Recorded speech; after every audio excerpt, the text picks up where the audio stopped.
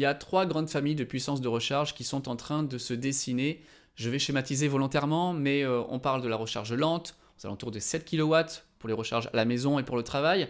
Ensuite, on parle de la recharge ultra rapide, type superchargeur, type Ionity. Ça, c'est plutôt pour de l'itinérance et grands voyages. Et la recharge DC en 24-25 kW, qui semble grignoter les installations 22 kW AC que l'on a l'habitude de voir en voirie par exemple. Pour en parler, rendez-vous sur le stand de DBT avec le duo des Alexandre qui nous parle de ces bornes d'un nouveau genre. Alors, je suis sur le stand de DBT. Bonjour messieurs. Bonjour. Bonjour. DBT, on connaît depuis très longtemps les bornes de recharge rapide. Aujourd'hui, il y a des nouveaux modèles qui viennent de sortir, des nouveaux axes de communication et de développement produit chez vous. Est-ce que vous pouvez nous en parler, par exemple, de cette petite borne-là ? Merci pour l'interview. Oui, en effet, DBT, pionnier de la recharge pour véhicules électriques depuis 1992, si je ne m'abuse. Donc on est passé par plusieurs formes de bornes, bien évidemment, pour arriver aujourd'hui en 2021, donc dans le futur, avec ce nouveau type de borne, hyper adapté aux usages et aux besoins du quotidien. Borne qui envoie du 25 kW DC, donc qui peut recharger la plupart des voitures, on va dire de 20 à 80% de leur batterie entre 1 heure et 2 heures. Donc hyper adapté, si vous faites vos courses, vous allez au resto, vous allez vous prendre un sandwich, un verre ou quoi, vous vous branchez là-dessus et en 1 heure vous êtes rechargé. Est-ce que ça va pas à l'encontre de certaines bornes qui vont aller toujours plus vite, les superchargeurs Tesla ? Quel est l'intérêt de sortir des bornes comme ça ? Alexandre ? Nous, ce qu'on explique, c'est qu'au niveau techno, on peut vraiment tout faire. Par contre, on n'a pas besoin de se recharger en 2 minutes à chaque fois. Et ce qu'on essaye de faire, c'est de proposer ou de conseiller un temps ou une borne qui permet un temps de recharge qui matche avec le temps que la personne avait prévu de passer sur la place de parking. Et c'est parce qu'aujourd'hui, au niveau électricité, au niveau technologie, on peut tout faire, mais c'est plus cher, c'est pas forcément adapté. Et ce qu'on essaye, c'est vraiment de conseiller la bonne borne au bon endroit. Et donc là, cette borne, elle est capable de charger quoi, comment, quel type de véhicule ?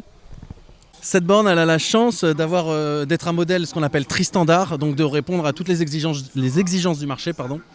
Donc vous avez ici ce qu'on appelle la prise CHAdeMO, donc qui est plus, on va dire, un standard. C'est que Nissan qui l'utilise. Là, vous avez le standard DC donc européen qui est le CCS ou la prise combo, comme on l'appelle.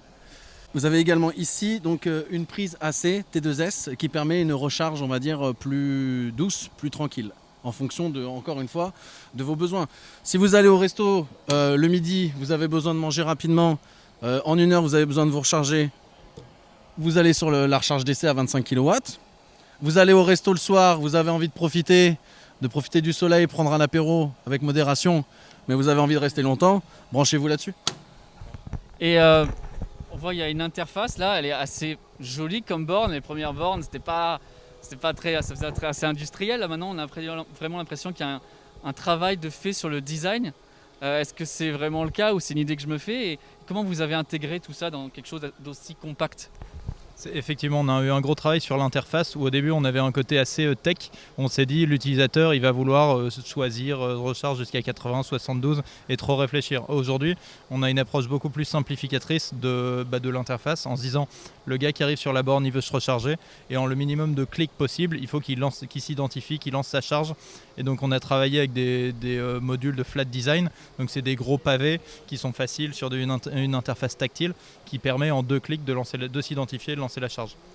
En gros, la référence, et puis vous le voyez, c'est un peu le design comme ça, c'est les téléphones, quoi. Enfin, c'est les iPhones, c'est les smartphones, quoi. Il faut que l'utilisateur, il soit pas dénaturé, enfin, que ça dénature pas de son quotidien, en fait. Il faut qu'il comprenne tout de suite comment ça fonctionne. C'est surtout comme ça qu'on arrivera à faire en sorte que les consommateurs viennent à l'électrique. C'était peut-être pendant un certain temps un milieu assez réservé avec des gens très passionnés, très intéressés. Voilà, on voit tous les propriétaires de Tesla, etc. C'est des gens très passionnés.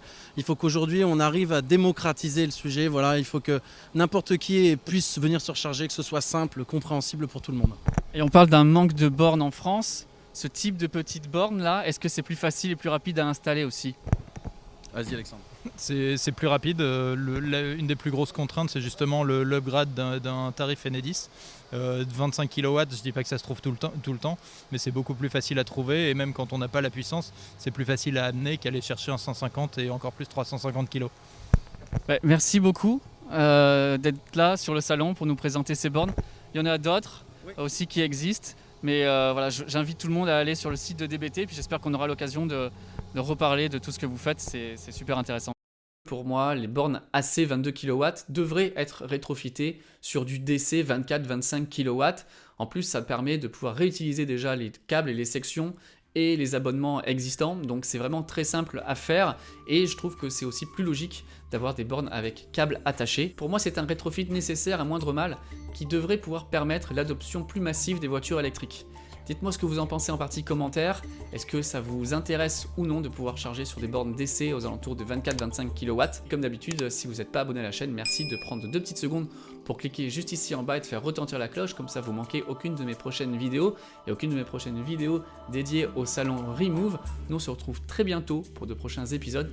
Et encore une fois, un grand merci à l'association Fauve qui a organisé ce salon.